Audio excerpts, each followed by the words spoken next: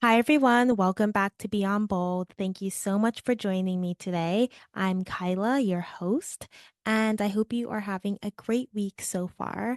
It is now firmly, I would say, in the beginning to middle of August, and August is always a funny month for me, and I think it's probably a funny month for most people. I love August. It's definitely one of my favorite, if not my favorite months of the summer. However, I work in ed tech, so if you don't know, I have a startup called WizKit Learning and WKL Academy.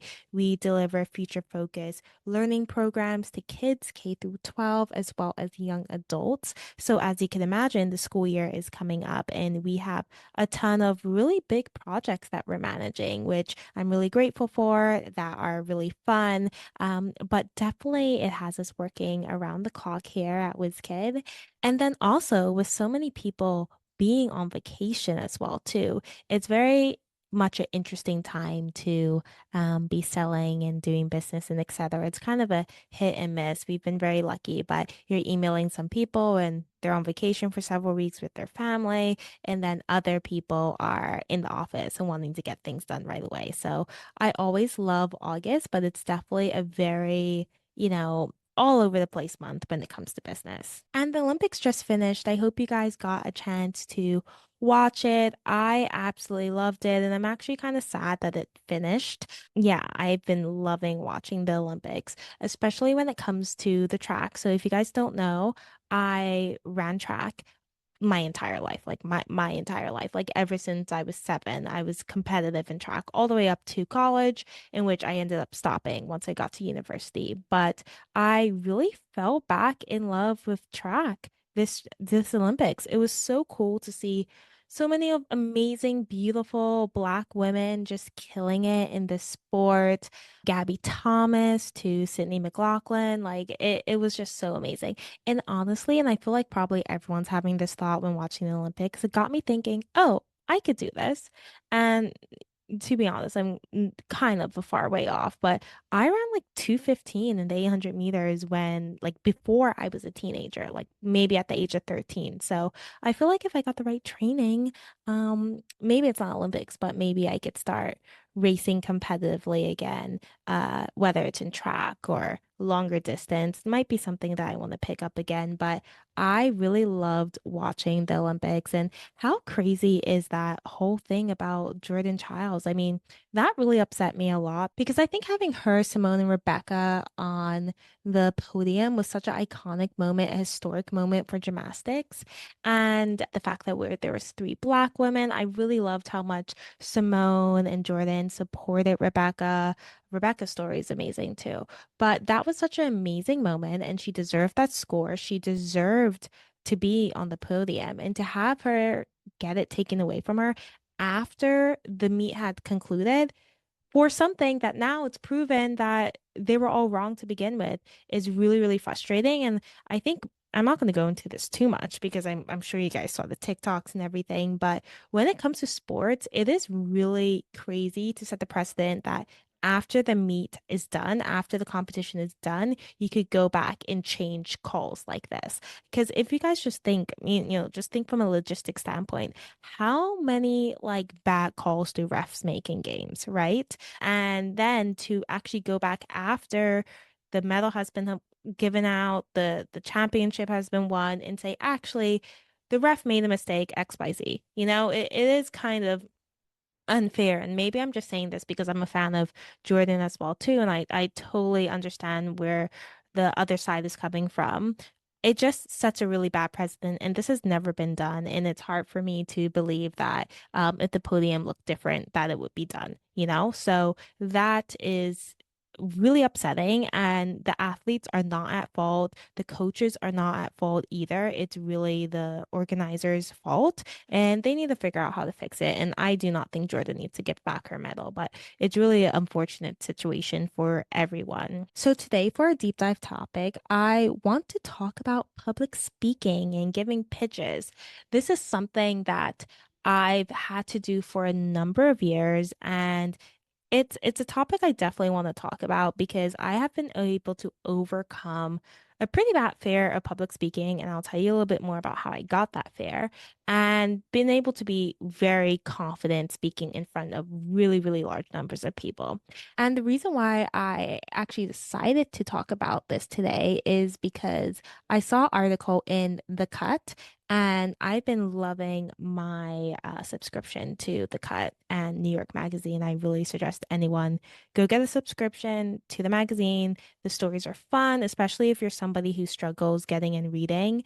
It's a really, really great way to stay cultured, informed, and etc. From a voice that's really relatable to Gen Zers and millennials. So that's just my hot tip there. But back to public speaking. I saw an article in The Cut and it was titled, I hate public speaking so much that I might quit my job. And the girl goes on to say that she was hired for a position. Public speaking wasn't really in the job description. And because the company has downsized, now she's doing a lot of public speaking. Her bosses think she's doing so well at it, but she is literally having so much anxiety from having to speak all the time and be so client facing.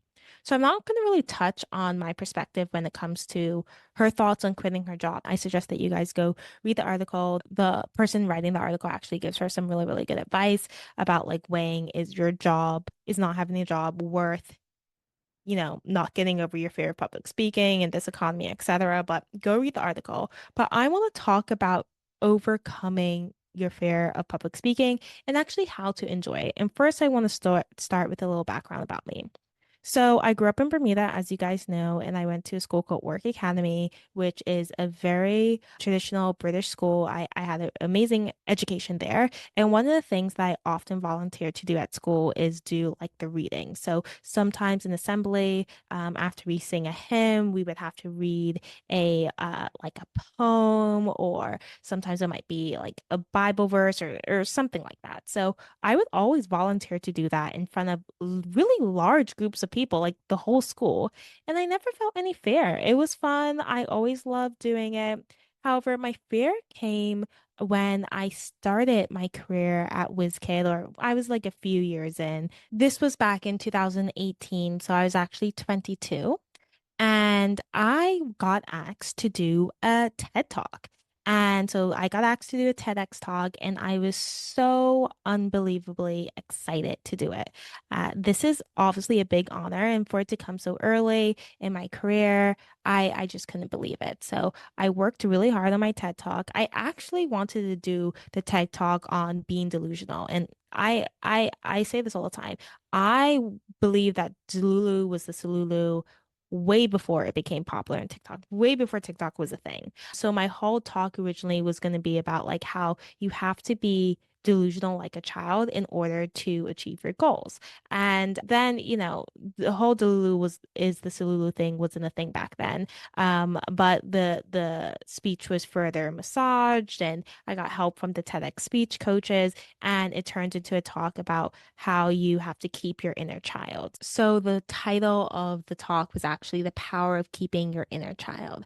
And it wasn't the idea inner child in like the like clinical like therapist sense. It was more from the aspect of when you're a kid, you believe you could do anything and you could believe you could achieve anything. And you have these big goals and you have to keep that as an adult in entrepreneurship, in life in general, so that you could actually achieve the things that God has put you on this earth to achieve. So that was the whole purpose of the TED Talk. And I was super excited to do it. I prepared for months in advance. However, admittedly, leading up to the talk, I began to get really, really nervous. And I'm not sure why. I had spoken in front of large groups of people before, but not in as formal of an environment like that. And I think just me thinking about the fact that I was doing the TEDx talk made me even more nervous. And it was just kind of like a snowball of nerves and etc. However, I was still good. Like I was still excited to do it. I felt prepared and I was ready to do it. What happened was when I went to give my TEDx talk. So if anyone doesn't know how TEDx Talks works, the talk that I was in, they had the tradition of entering from the audience, meaning that you do not walk out from backstage that like you might see in like a typical talk. You had to sit in the audience with everyone else and you would get up and you would walk onto the stage and it was quite nerve-wracking, I would say. And then you got up there and did your talk. And then they also told us that, you really only have, I believe it was like 17 minutes. You only have 17 minutes. And if you go over, we'll turn the lights off on you. I don't know if that was like completely true. They'll turn the lights off on us, but like we were really prepped to not go over the 17 minutes. And if you ever watched a TEDx talk, it is not like your typical speech. It is very like thematic. And my speech coach definitely wanted me to kind of have my interjections down pat and, the cadence of the story down really well. It feels more like acting than more of just your typical talk or story or speech that you'll do. So it does take a lot more practice and a lot more memorization than the typical talk that you'll do up on stage. So anyway, I get on stage. I am giving my talk. I am nervous, admittedly. I am quite nervous. I think I was one of the youngest there, very nervous, but I was doing okay. However, what happened was that the person in the audience who was in charge of actually telling me how far I had to go in my speech held up the wrong sign. So I was about 10 minutes in, so a little over halfway through my talk, and they held up 2 minutes left. It was an accident. They're doing this for so many people. But anyway, they held up 2 minutes left. And I'm here thinking, oh my gosh, I'm just a little over halfway through my talk. I can't be having this much fun up there that 15 minutes have gone by. What am I going to do? Am I going to shorten my talk, etc.? And I freeze for a whole 10 seconds. And I could say you could go on YouTube and type in Kyla Bolden TEDx talk, watch it for yourself. They did cut out the pause that I made, so you can't see it. You don't even notice it. But I froze for a good 10 seconds, and that 10 seconds felt like an eternity. I did not know what to do. And then I just decided, you know what? Like, if they cut the lights off on me, that just happened. Whatever. I'm just going to try to go through my talk as quickly as possible and get to the end and get to the point of the story. Now, that ended up actually helping the talk because I ended up being, having to rush through things. I like forgot all of my memorization and just kind of like gave my talk from memory. And the ending ended up being a bit better than the beginning. But that freeze scared me. And then from that moment, I developed a real fear of public speaking. I did not want to do it. I just decided I even started to tell myself public speaking is just something I don't like to do. And I developed a real fear of it.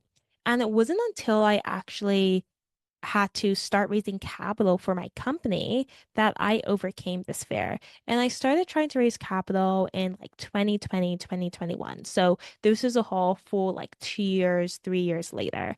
And I remember that I had to give all these pitches to VCs and investors. And that is also a very nerve-wracking process. And I could also just do a talk about like perfecting your pitch too.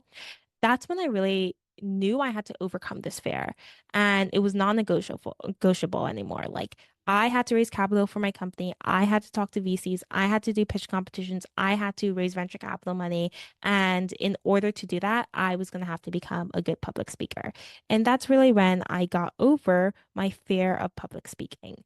I have now spoken in front of hundreds of people, over a crowd of 1,000. I have spoken at Stanford University, so I've gotten really good at this.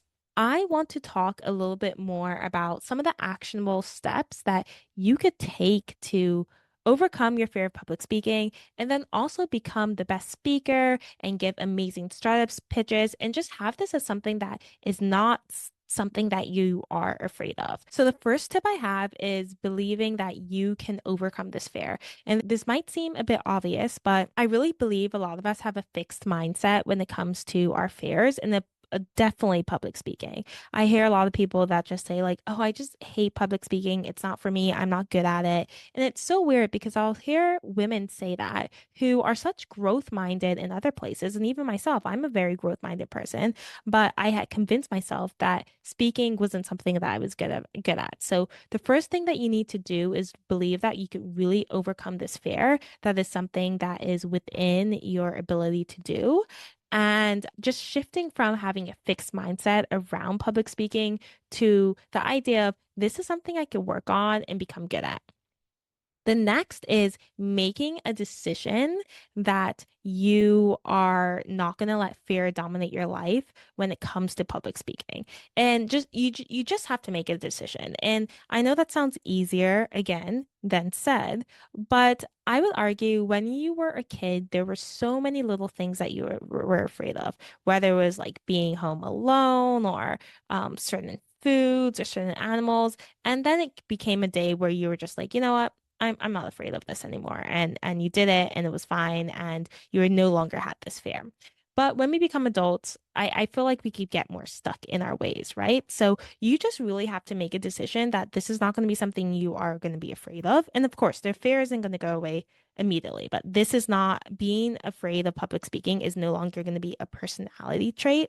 And then here's the other part, the part two of making a decision.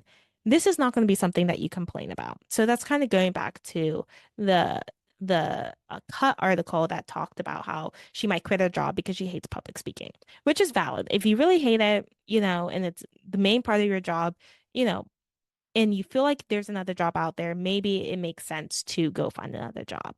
But for me in my life, public speaking is a non-negotiable. If you're a startup founder, if you are really anyone who is doing anything that might be slightly public facing or something like sales focus, which is most of us in all our jobs, you have to get over this fear to be successful, if not wildly successful.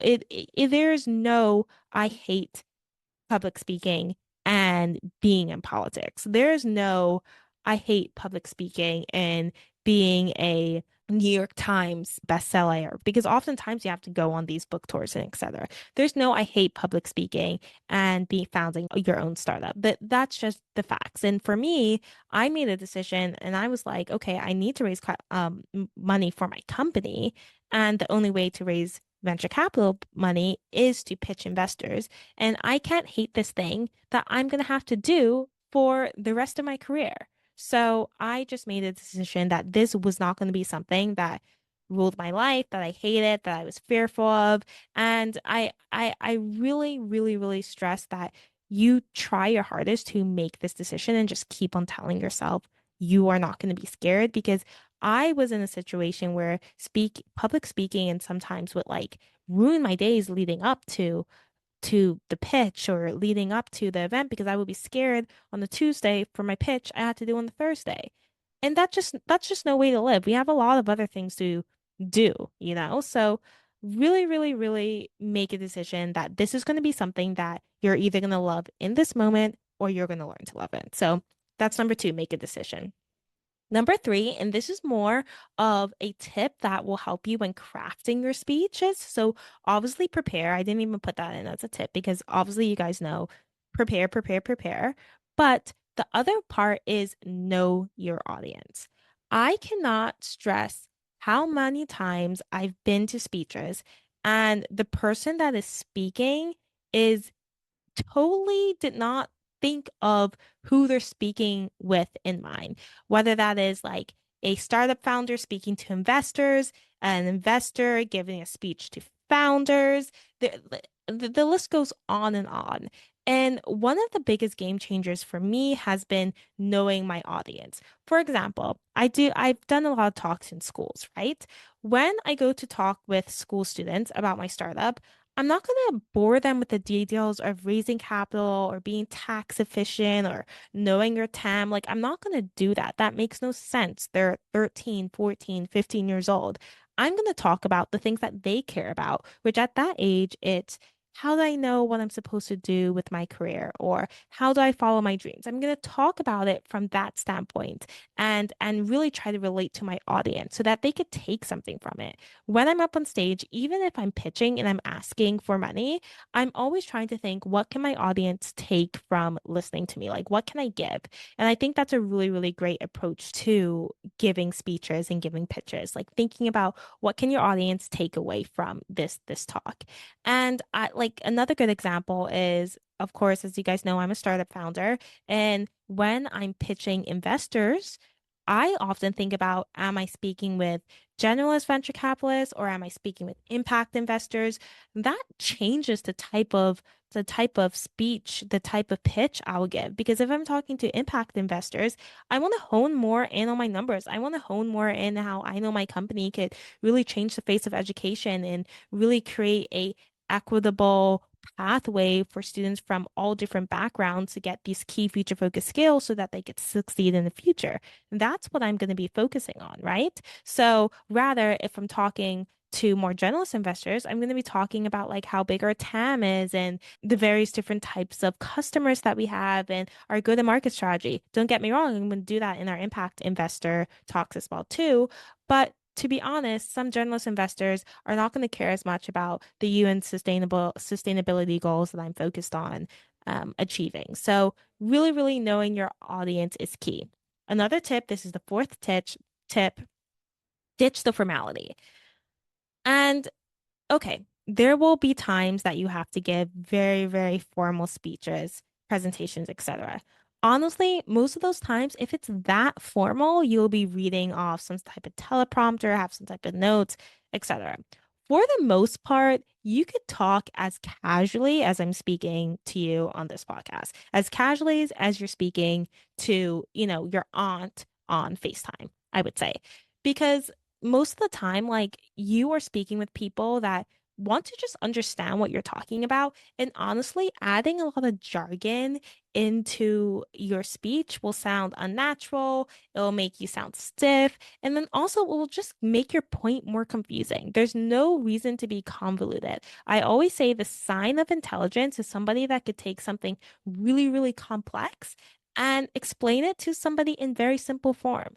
That's what anyone wants.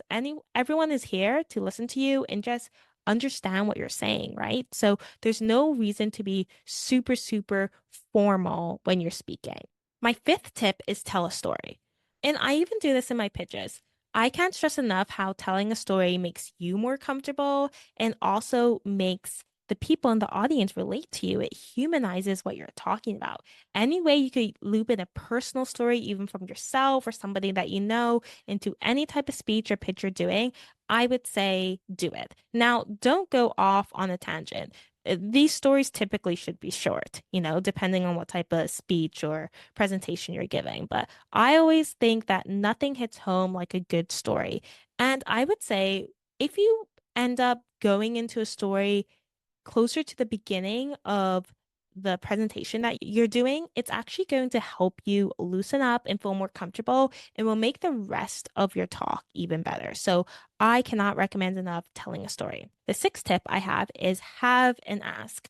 Every time you get on the stage, I would always have an ask. Even if you're speaking with a group of individuals that in no way could help you achieve your goals. For instance, like when I go speak to students, I'm obviously not asking them for money. I'm not even asking them to sign up and try WizKid, even if they're my target demographic, because I know that for the most part, students don't have as much agency as they should over their education.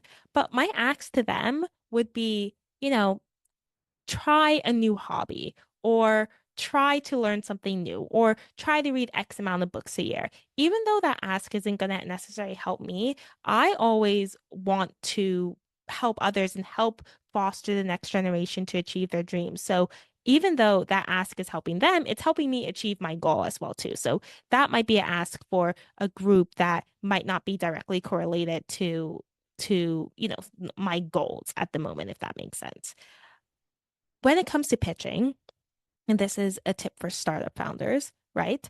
Or any founder who is pitching, My suggestion and my rule is to always have an ask. Even when I'm not raising capital, my ask might be connections to impact investors, connections to individuals who are school board leaders. My ask might be if you know a teacher and I have a survey, I would love to be able to have them fill it out or be able to interview them and figure out the problems that they're having within their classroom. So always have a ask. It's really, really, really important to make your audience feel like they have some part in your success. And many studies have shown the easiest way to get close to somebody or to like foster a relationship is actually ask somebody for a favor. And weirdly enough, they feel indebted to you. It's interesting how like psychology works with that, but I would have an ask. Startup founders never, never have do a presentation without an ask, even if you're not raising funds. I cannot stress that enough. And again, I will definitely go into another episode with perfecting your pitch. The last thing that I will say is have fun. And this one you might be rolling your eyes at, but if we can learn anything from the Olympics is those girls, and I focused on the gymnasts as well as the swimmers, as well as the runners, the track athletes. I could not count how many times they said, "I'm just going to go out there and have fun." Sydney McLaughlin, who was the girl who won the 400-meter hurdles, and I think she broke a record. She is incredible, incredible. She talked about how she just went out there, tried to have fun, trusted in God, and I could not even believe how kind of like deeply unserious a lot of these athletes were. From Simone Biles laughing on the sidelines with her teammates, like doing TikToks, like they are kind of unserious and they're committed to having fun. And I truly believe that those who are able to bring fun into hard things, whether that is work, whether that is training hard at a sport, actually do better. And it makes sense. Like having fun is higher vibes. You're able to attract more positivity when you are having fun. That doesn't mean that when you are going up on stage that you're not going to feel nervous or when you're giving a pitch, you're going to have the same emotions that you might feel when you're at like a SZA concert or a Taylor Swift concert. That's not what I'm saying at all. I'm more saying that when preparing for pitches, when giving presentations, be committed to having fun, whether that after the presentation, having dinner with your friends. Decide that you're going to enjoy public speaking. Decide that this is going to be something that you like to do, and just tell yourself that. And after a while, your brain and emotions will follow suit. So, those are my tips. Just to recap, the tips are believing you can overcome the fear, making a decision that this is not going to be something that you complain about. And I really believe that is a lot of business, like just deciding, okay, I might not like to do this, but it's not going to be something I complain about and that you're going to be fearful of. Know your audience and relate what you are talking about to your audience. For instance, when I pitch, I always ask my investors like, "Oh, do you have children, etc.," so that I could like relate a little bit more to them. Ditch the formality. There's no reason why you need to be super formal, like you're reading Shakespeare. For the most part, most pitches, most presentations are going to be quite informal, and you could speak in the same colloquial language like you're speaking with your aunt. Maybe not like your best girlfriend, but like, your great aunt, tell a story. It makes it so much easier for you, the presenter, to be able to get in the groove of things, as well as for the audience members to be able to relate to you and humanize what you're talking about. Have an ask. Don't leave a stage without asking something of the listeners, and have fun. Try to have fun. So those are my tips. I really, really hope you guys take them and overcome public speaking. Anyone could do it. There's no reason why you need to have an upset stomach for a week because you have to give a presentation at work. Like, this is something that we can overcome, and there's other things to worry about in life. And public speaking and pitching is not one of them. Okay, so going into my tip of the week. This is kind of a niche one, but I think sleep is super important when it comes to achieving any of your goals. Gabby Thomas, who was the winner of, I believe, the 200 meters in the Olympics. Yeah, the 200 meters. I'm obsessed. But she went to Harvard. She also got her master's. I want to say in public health, but I'm not sure. She also got her master's. Extremely educated, extremely talented, extremely beautiful individual. She actually did a like her thesis on sleep and talked about how like sleep is like a massive epic problem, especially for communities of color, and credits a lot of her success to getting a full night's sleep.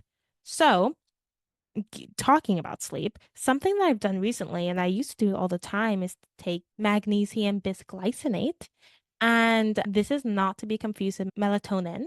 And of course, consult your healthcare professional. I'm not a doctor, but we are all magnesium deficient. And I have been getting the best sleeps in the world, sleeping all throughout the night, waking up refreshed by taking 400 milligrams of magnesium before bed. Make sure you get the right one. It's magnesium bisglycinate. It's kind of hard to say, but you'll know it when you see it. It's really, really helpful. Your body needs it and it helps you get that full night of sleep. And I also find it calms you. I think something that's very easy to do as an entrepreneur, and maybe I'm doing it now because this is Tuesday night and I am getting to get post this podcast tomorrow. But something that I often do is around like 8 o'clock, I've stopped working and I'm like, okay, let me go to bed. And then I open up my computer and end up working for another, 4 hours. And then I'm stressed, et cetera, et cetera. But what I find is magnesium really does calm you down. It really does mellow you out and you feel good and your body needs it. And it really helps you sleep throughout the night. And I always say if I'm tired, I really just kind of ignore a lot of the emotions I feel because tiredness makes a coward out of anyone. The saying goes something like that. So really, really try that if you can, if you think it's right for you, because you need magnesium and it really helps you get a good night's sleep. So that is my tip there. Now to go into the part of the podcast where I talk about content I'm loving. As you guys know, I really do think we overconsume content, but I don't think the way to stop overconsuming is to not consume it at all. I think it's more so deciding what content you're going to consume at what hours. So I talked about this last time that I really try not to scroll Instagram or TikTok during the workday. I really try to save all my TV shows to certain times during the week so I could batch them and watch them rather than watching them all throughout the week. Things like that really, really help me. So here are some of my favorite pieces of content that I'm absolutely loving this week. As I said, got a subscription to New York Magazine and I'm loving reading all the articles from the cut.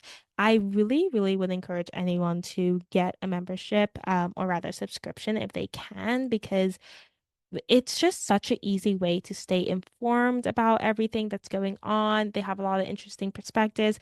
I kind of wish they had more content that highlighted more of like Black culture, just because, I was looking through, they have this like column about like successful, and it's mostly women, successful women, and like there's not as many Black women, but that's typical. But I really, really love New York Magazine and The Cut. I'm learning so much.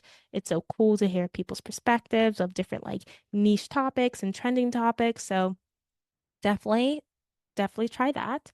And then, as I said, totally divorcing from content in social media is not something that I think is sustainable. So, some TikTokers and influencers that are not really influencers that I'm loving are all the amazing girls from the Olympics. So, from Gabby Thomas to Sydney McLaughlin to Masai Russell, I've just been loving watching their TikToks and learning about their days as Olympic champions. So, really, all the Olympians from the Olympic Village. It's been really, really cool to watch them really go out and achieve the impossible, win the Olympic medal. And then also, I've been reading Believe by Joel Osteen. He is a pastor that I listen to, and I really just love him because he has such a positive message.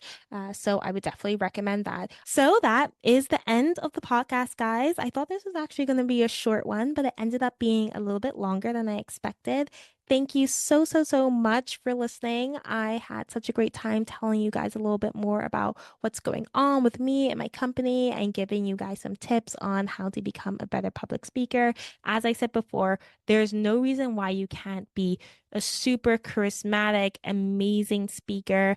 I've done it. I went from being, so nervous to speak in front of people to pausing on stage, freezing on stage at my TEDx talk to speaking in front of a really, really big crowd, speaking at Stanford University, and being able to say that I'm really, really confident public speaking. So I hope you guys have an amazing, amazing week, and I'm excited for you to listen to next week's episode and have a great day.